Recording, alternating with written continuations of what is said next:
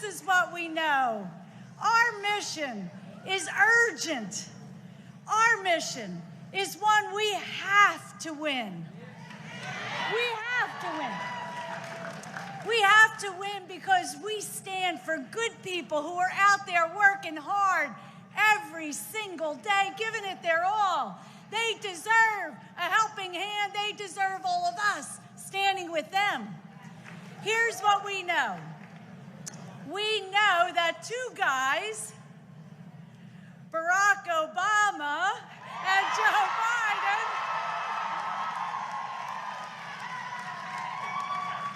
we know that they saved our economy from going totally off a cliff.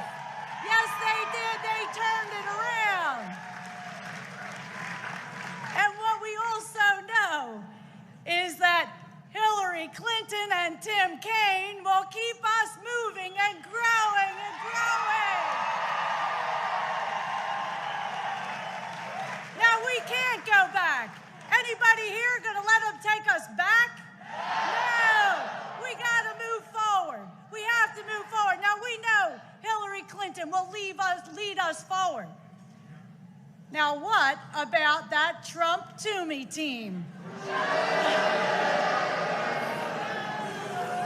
I'll tell you what, with friends like Trump-Toomey, we don't need any enemies. We know this. We know this.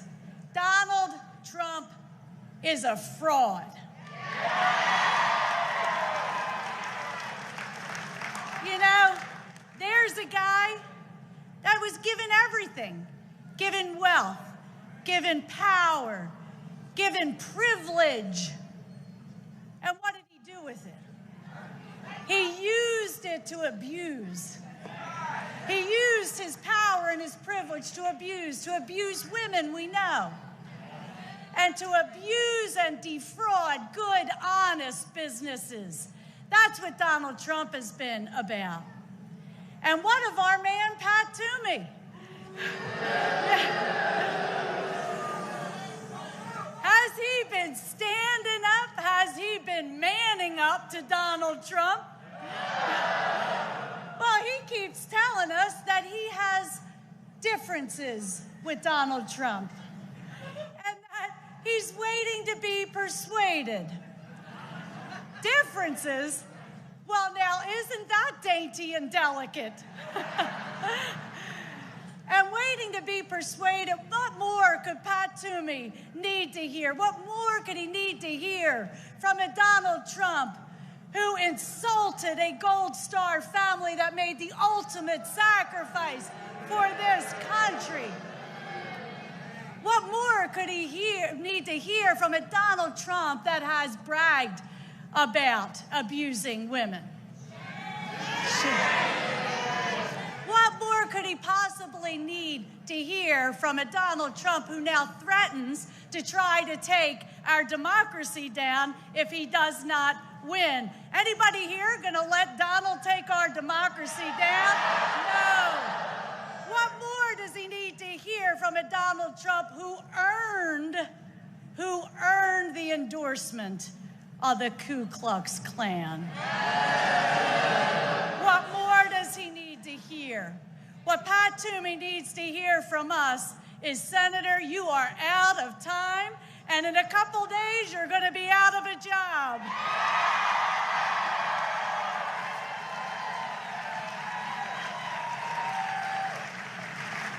So Pat Toomey tells us this: send me to Washington, and then I'll stand up to Donald Trump. Well, Senator, no time like the present. How about standing up right here, right now, today? We have seen a person who is ready to and has stood up to Donald Trump, and that person's name is Hillary Clinton.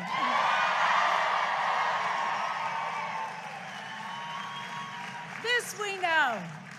In politics, the definition of courage and character is doing the right thing, even though it might cost you some votes.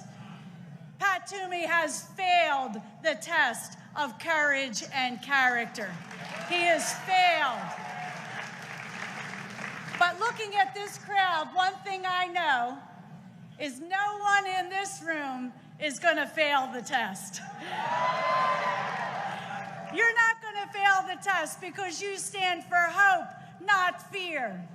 You're not going to fail the test because you stand for bringing people together rather than tearing people apart.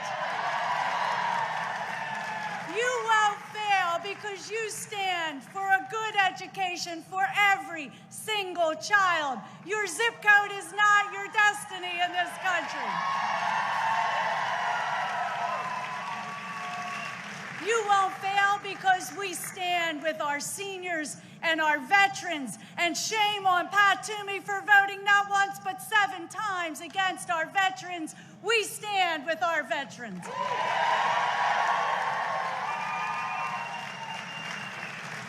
And we won't fail because we stand for the dignity and privacy of women and our LGBT neighbors and friends. We stand. And I know this, when someone puts in a hard day's work, we stand for a decent day's pay, and we will work to increase the minimum wage and equal pay for equal work. This is a team that knows we stand together, stronger together. We stand stronger together. We stand stronger together. Let's work, let's fight, and let's win.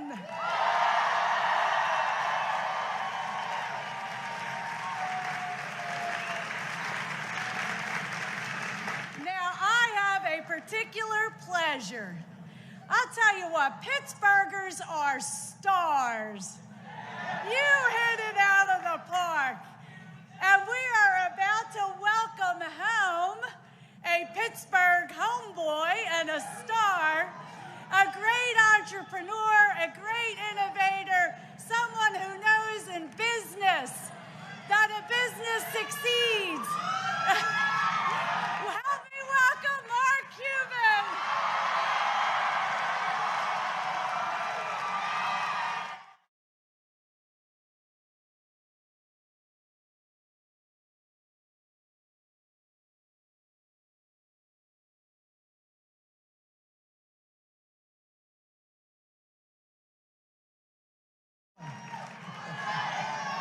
All right, I'm gonna ask everybody to quiet down a little bit. We got a lot of great speakers to fire you up. I'm gonna ask you to think a little bit here. All right? I want everybody here to close their eyes. Just close them. What I want you to do is think of 3 people you know love Secretary Clinton, but you're not sure if they're going to vote. And I want you to think of exactly what you're going to do to get them to go out on Tuesday and vote. I'm gonna give you a second to think about it. And now, I want you to think of 3 people who are on the fence, or maybe really confused. And I'm gonna give you something for you to talk to them about. Because this election is no longer about the candidates, it's about us. It's about what each and every one of us are going to do to make this world a better place. And I put together a little acronym called TRUST. T-R-U-S.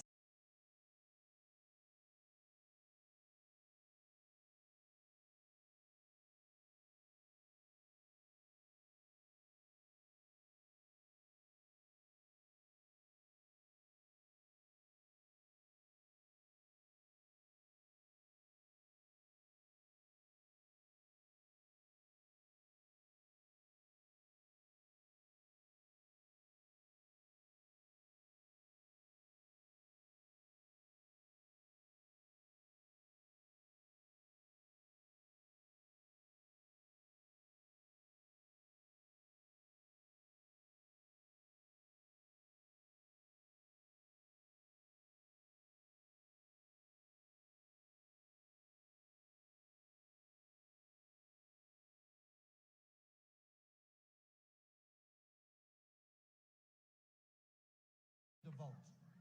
When I ask you about the undecideds, find 3 people. You need to convince them to get out and vote for Secretary. It's about us. Now we're at TRUS, science.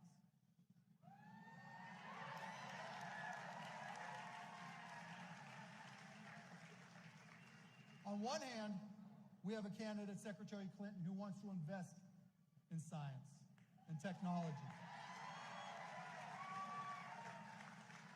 She knows that part of what has made America a leader of the free world is that we've been able to innovate. We've been able to go to the moon. We've been able to look at the UPMC. We've been able to do things that no other country's been able to do.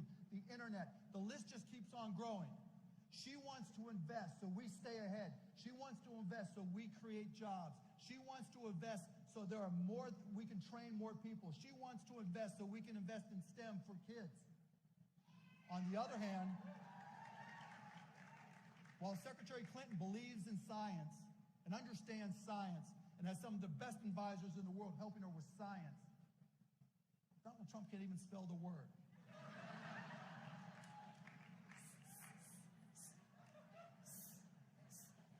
You know, there's that little devil Donald going, it's science, you know, maybe weird science. But this is a man, this is a candidate who says that climate change is a hoax and he wants to blame it on China. Look, I've got 3 little kids, the youngest.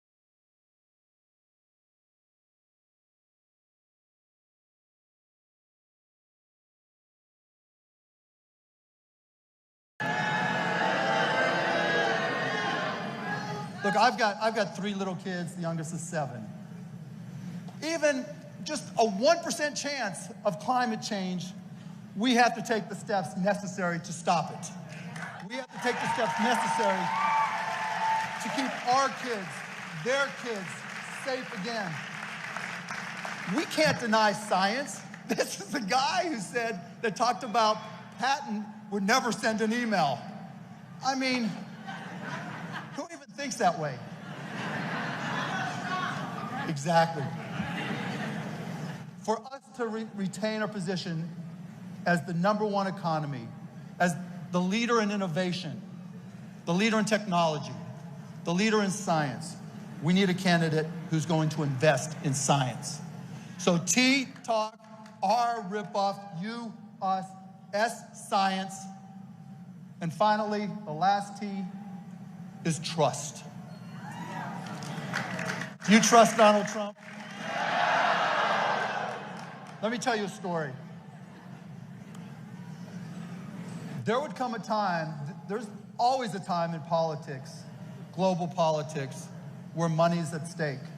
You hear all these stories about all these dictators who have taken billions, hundreds of billions of dollars, and absconded with it, and now live on islands they own, right? Oligarchs who have taken from the people billions and now live wherever they want.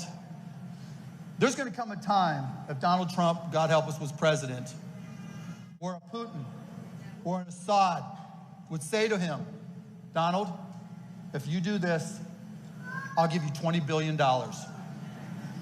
What's $20 billion to them? What's $30 billion? For them, that's nothing.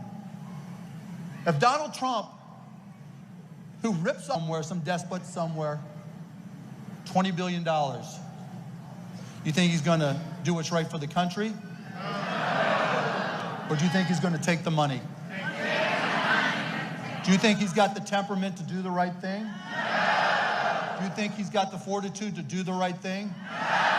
Do you think he cares more about you or his bank account? Can you trust Donald Trump? Absolutely not. So, this Tuesday, we need you to find your friends, not just the ones that believe and agree and know and will vote for Secretary Clinton, but those who are undecided. And we need to tell you, we need you, I need you, we all need each other to go and tell these people this is about trust, T-R-U-S-T. Because we cannot trust that man. to not put his pocketbook, his bank account, which he values more than anything. It's inconceivable to think that anybody would trust him to say no to $20 billion or any ridiculous offer. But there is one candidate we do trust. There is.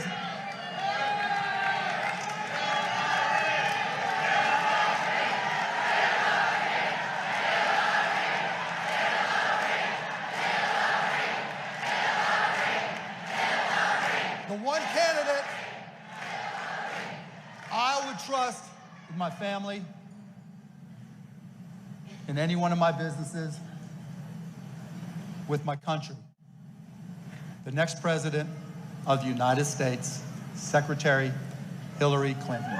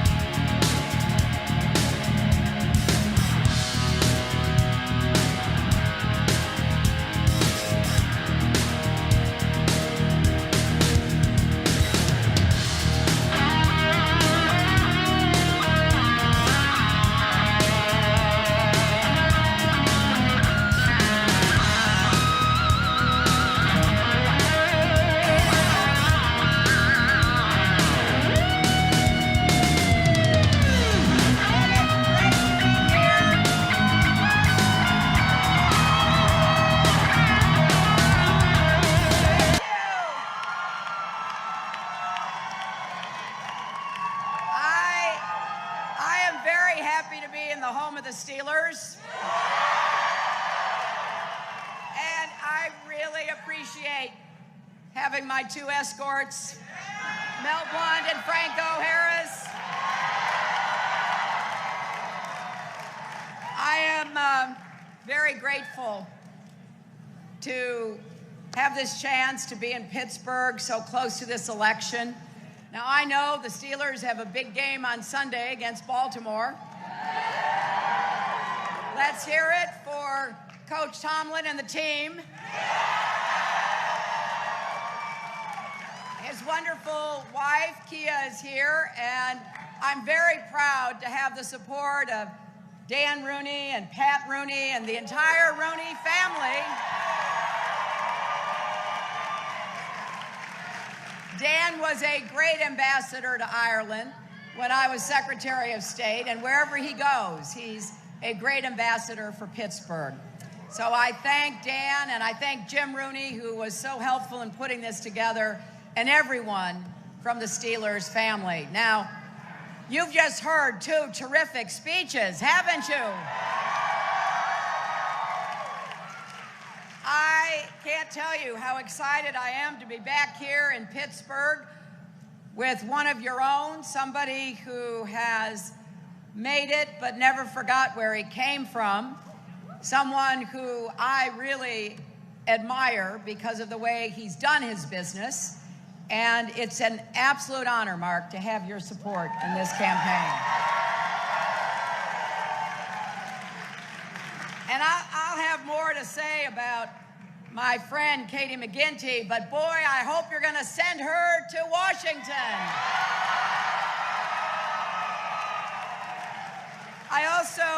I want to recognize my friend and former colleague, Senator Bob Casey, who is here. Pittsburgh Mayor Bill Peduto, who is here. Allegheny County Executive Rich Fitzgerald, who is here. And two great labor leaders who are also here. The president of the American Federation of Teachers, Randy Weingarten, is here. And the president of the United Steelworkers, Leo Gerard, is here. It's great to have all of these strong supporters out in these last 4 days. That's all that's left in what may be the most important election of our lifetimes. So are you ready to vote, Pittsburgh? Are you ready to volunteer for these last 4 days to get out the vote? Are you ready to elect Katie McGinney to the United States Senate? I'll tell you, I've known Katie. She's a real fighter. And she will be the kind of independent voice that Pennsylvania families deserve. And unlike her opponent, she's never been afraid to stand up to Donald Trump. And now let me ask you, are you ready to choose our next president and commander-in-chief?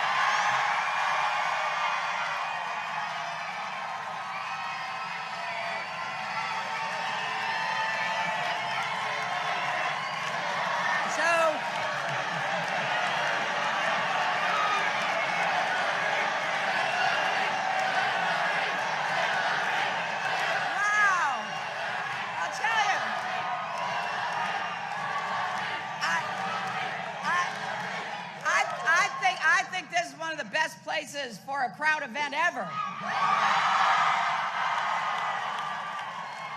Folks here get all fired up and energized, and I have to ask you, did any of you see any of the debates? Well, I spent 4.5 hours standing next to Donald Trump, proving conclusively I have the stamina to be the next president of the United States.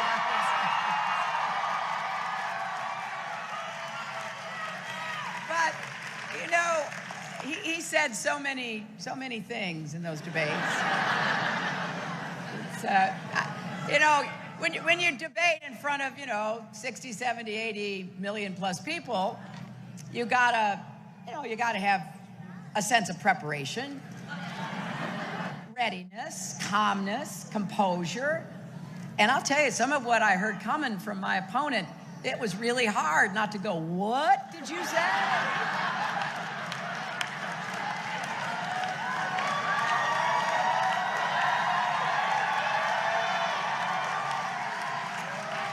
He kept saying things like, "Well, what have you done for 30 years?" And, well, we know what he's done for 30 years. And, I mean, back in the 70s, he started with discriminating against African Americans and Latinos by refusing to rent them apartments in New York. He has a long history of insulting people. It did not just start in the campaign. You can go back and find what he said about all kinds of folks. And one of the things I discovered in preparing for the debates, which I was kind of surprised by, is that he took out a full-page ad in 1987 to criticize President Reagan. So he is a equal opportunity insulter. But I did choose a different path from him. I have spent my career fighting for kids and families, and I'm proud that I have.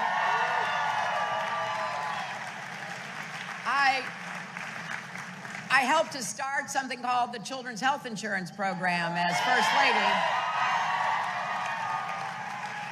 It covers 8 million kids, and I have to tell you that traveling around Pennsylvania, really anywhere in the country, I meet people who have been affected by the kinds of changes that we can do that give more folks a chance to get ahead. I'm all about making sure the American dream is big enough for everybody. And we're gonna knock down the barriers that stand in the way. And, if you don't have your health, it's pretty hard to get ahead, right? And so I meet families who tell me about what that meant. And it really, it makes me very grateful. And I was a senator from New York on 9/11, and I spent my 8 years in the Senate helping to rebuild New York, keep us safer at home, and to provide health care to our brave first responders, our firefighters, our police, our EMS who ran toward danger. And as your Secretary of State, I traveled to 112 countries, negotiated ceasefires, reduced the threat of nuclear weapons, stood up for human rights and women's rights and workers' rights and LGBT rights around the world. Now, I I really believe that if you want to get things done that'll help people, you start by listening to people, bringing them together. Now, I know that is not very exciting, I admit. And I do feel kind of sorry for the press covering me, because what are they going to say for the 100th time? She was listening to people. I get that, but everything I've done started there. And then you bring people together, you put them around the table. They don't all agree with each other. And then you work to find common ground. That's what I did in the Senate and as Secretary of State. I could have never gotten anything done if I hadn't worked with Republicans and others who had different points of view. And I want you to know, if you elect me on Tuesday, that is the kind of president I will be. Listening, working, finding common ground. And from the very first days of this campaign, I've been putting forward my ideas about how to help you and your families get ahead. And I truly believe you deserve a candidate you can vote for, not just someone to vote against. And so, you can go to my website. Tim Kaine and I wrote a book called Stronger Together, because I want you to know what the agenda is, and I want you to hold me accountable. When I come back to Pittsburgh, which I hope to do on a regular basis,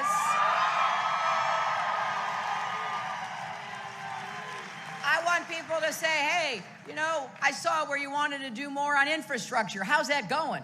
How many new jobs do we have? What kinds of opportunities do we have with clean, renewable energy jobs? What about raising the national minimum wage?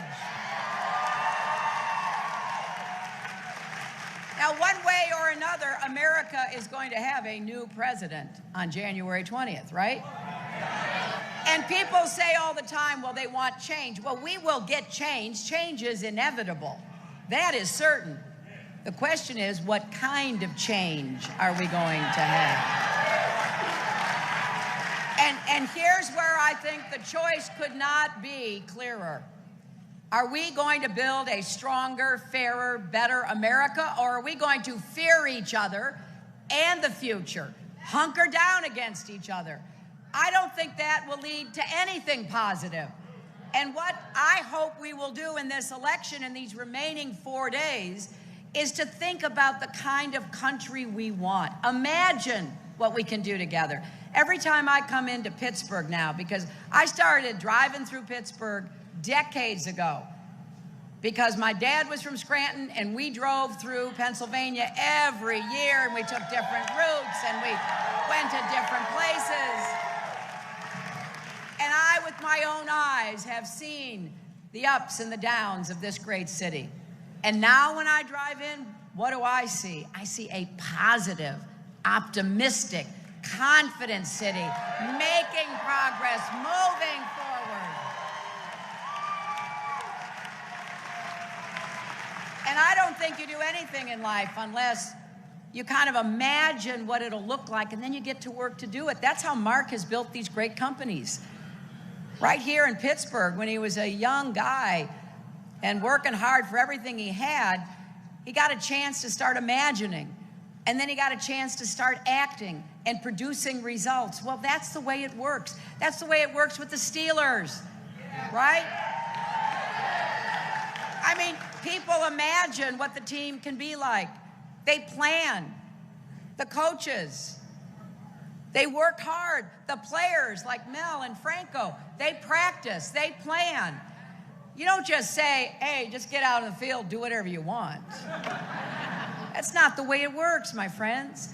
And so what I'm hoping is that we will imagine two different Americas. Just for the sake of this exercise, imagine it's Donald Trump standing in front of the Capitol. And we already know a lot about him. Someone who demeans women, mocks people with disabilities, insults African Americans and Latinos, and demonizes immigrants and Muslims, and pits people against each other instead of pulling us together. And think about what it would mean to entrust the nuclear codes to someone with a very thin skin who lashes out at anyone who challenges him. Imagine how easily it could be that Donald Trump would feel insulted and start a real war, not just a Twitter war at 3 o'clock in the morning. Imagine what it would mean for our economy to have someone who built his career exploiting workers, stiffing small businesses. Now, you heard earlier from Andrew Tesoro.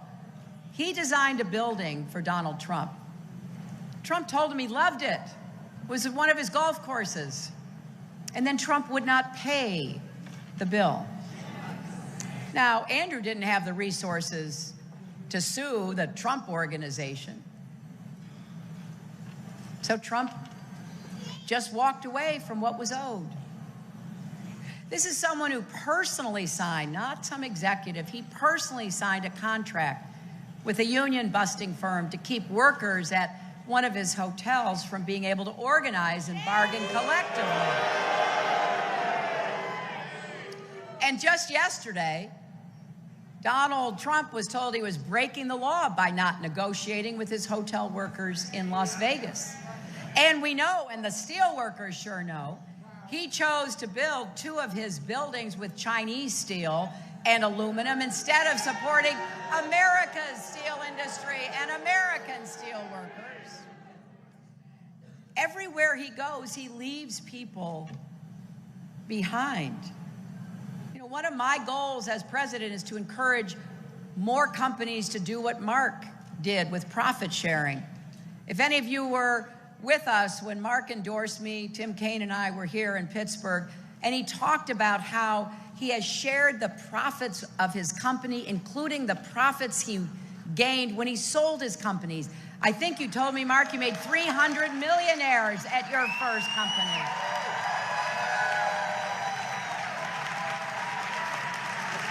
Look, we've got to have a strong private sector. We need business to be creating more jobs. I really like the kind of jobs and business that Mark does, because what he does is to worry about and take care of the people who help make him successful in the first place. Now, imagine having a president who owes hundreds of millions of dollars to foreign banks and other foreign entities that he doesn't tell us about. Ask yourself, so if he's sitting across the table negotiating with people from those countries, is he going to put his own financial interests ahead of America's interests? I can tell you this, when I'm sitting across the table from the Russians or anyone else, I know who I'm representing, the American people and our interests. Now, my friends, we got some good news this morning. Our economy created 161,000 jobs last month. That is 73 straight months of job growth. And I believe that our economy is poised to really take off and thrive. But we need to make sure the economy is working for everyone, not just those at the top. And that is my pledge. I believe in growth from the middle out and the bottom up. When the middle class thrives, America thrives.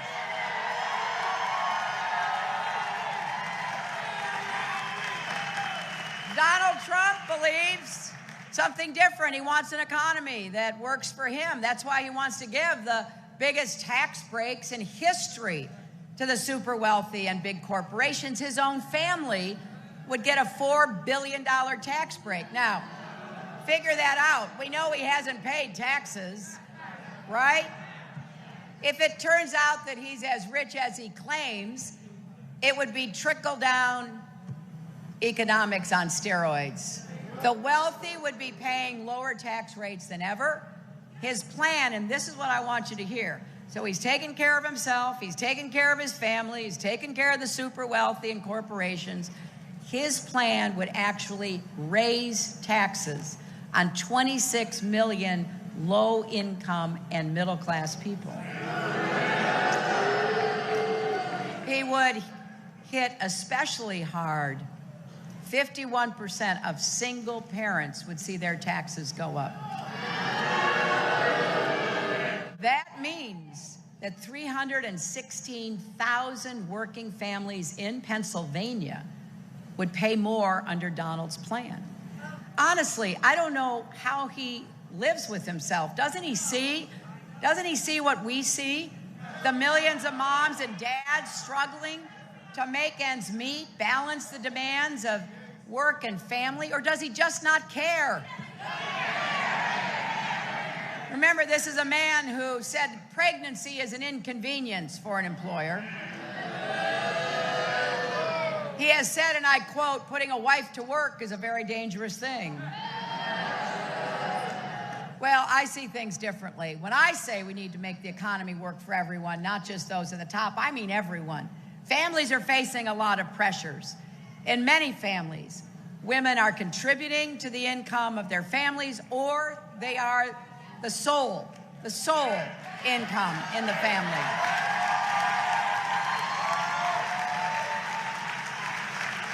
More people than ever are working gigs on the side just to make extra money or to make ends meet. And for working families, the cost of everything is going up, from childcare to prescription drugs to college education. And I think we all know somebody who's working 2 minimum wage jobs and trying to raise their families at the same time. It's hard being good workers and good parents. And we know young people who want to start a small business the way Mark did when he got going. And maybe they want to buy a first home, or they just got married and they're trying to get ahead in life, but student debt is holding them back. And I want us to know that I will do everything I can to help ease the costs of middle class and working and poor families so that more people can do better.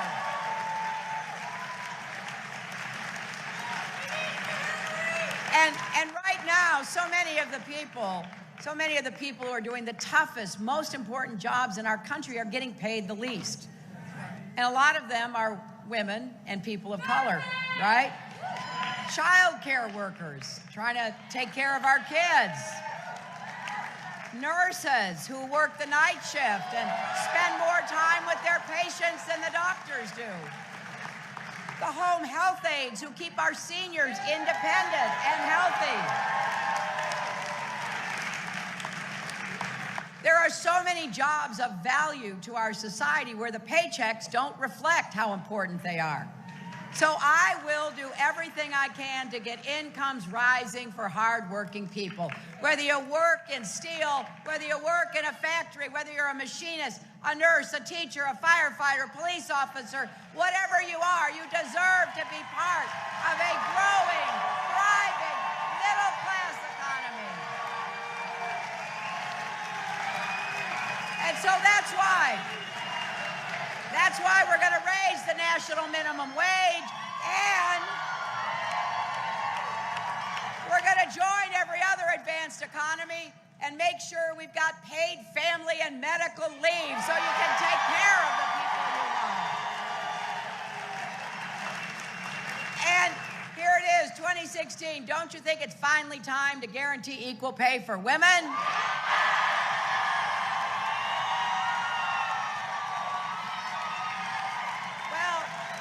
Tell you, this is not a woman's issue, it's a family issue. If you have a mother, a wife, a daughter, a sister, you want her to be paid equally because that goes to your family's bottom line. Now, I've gotten sort of used to the fact that when I talk about equal pay or paid family leave or affordable child care, Donald Trump and his supporters say I'm playing the woman card. Well, I'll tell you what. If fighting for those kids and family issues is playing the woman's card, you know what I say? Deal me in.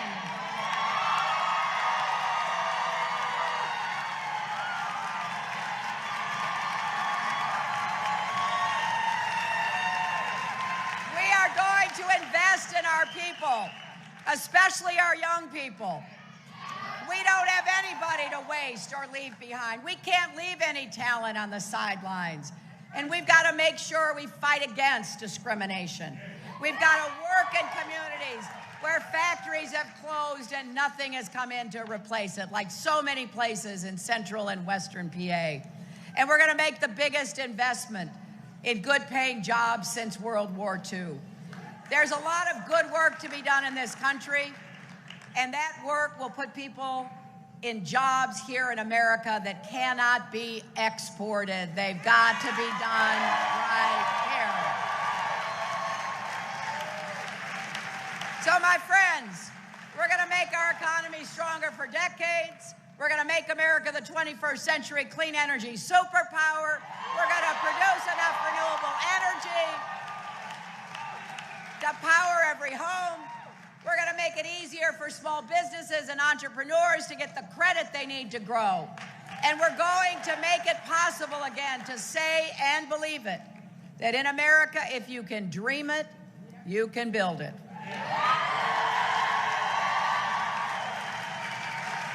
And part of that dream is making sure people get the education and the skills they need. So here's what I want to do. Starting in preschool, I want to better prepare every kid to do well in real school, right? I want every kid to have good schools and good teachers in every zip code in America, not just some. I want us to bring back technical education to high school. And once again, lift up those good-paying, necessary jobs that don't require a four-year college degree.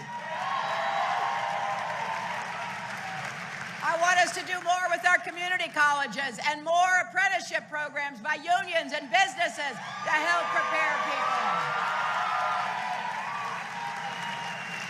And I am tired of meeting young people who can't either start or finish college because they can't afford it.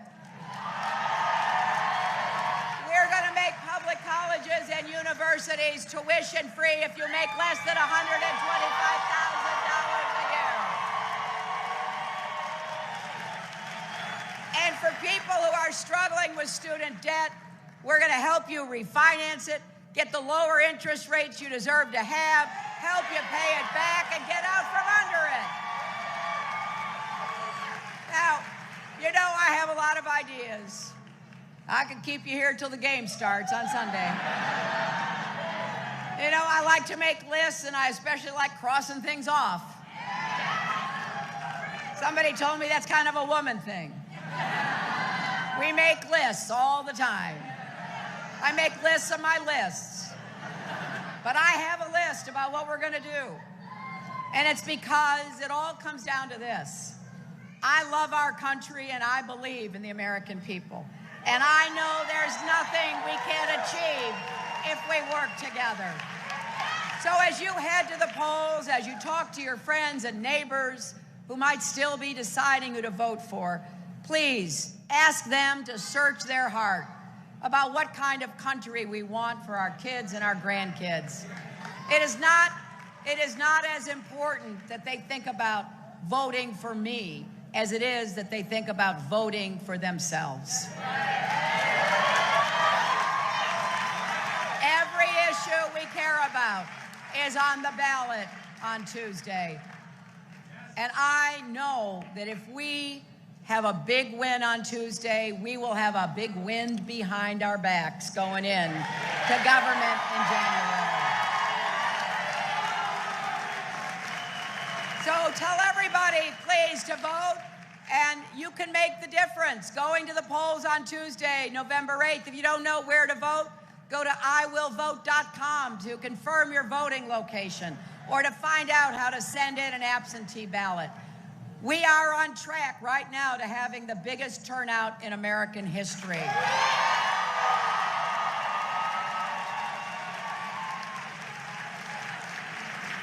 People in states where they have early voting have already set a record. We have 31 million people who've already voted. And if you know anybody here in Pittsburgh or in Western PA who's thinking about voting for Trump, please stage an intervention before it's too late. I mean, really, just sit down with them and care about. And if they say they're just frustrated or angry, say you understand, but anger is not a plan. We've got work to do. We're going to roll up our sleeves, and we're going to do it together.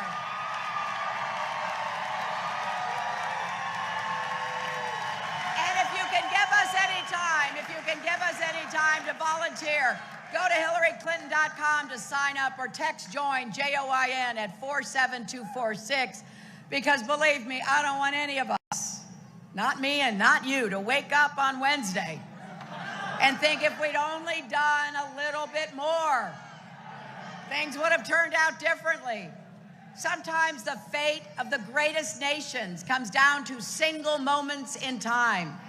This is one of those make or break moments for the United States. It is in your hands.